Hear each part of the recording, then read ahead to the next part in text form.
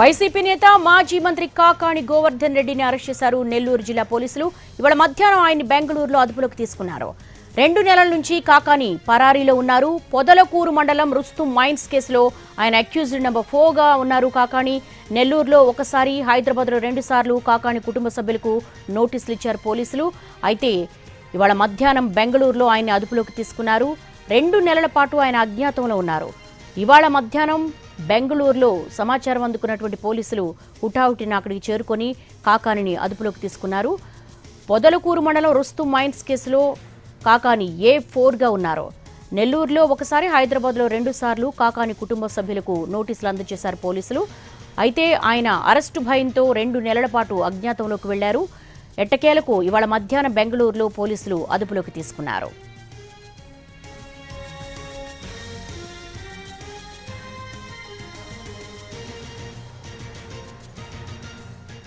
YCP నేత మాజీ మంత్రి కాకాణి గోవర్ధన్ రెడ్డిని అరెస్ట్ చేశారు. దీనికి సంబంధించి మా ప్రతినిధి వెంకట్ నారాయణ అడిగి మరిన్ని వివరాలు తెలుసుకుందాం. నెల్లూరు నుంచి వెంకట్ నారాయణ, ఎన్ని గంటలకు అదుపులోకి తీసుకున్నారు? ప్రస్తుతం ఎక్కడికి తరలిస్తున్నారు గోవర్ధన్ రెడ్డిని?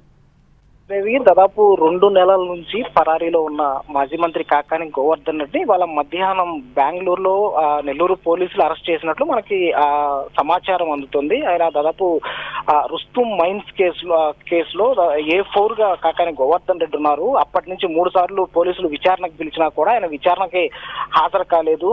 న్యాయస్థానాన్ని ఆశ్రయించారు బెయిల్ కోసం.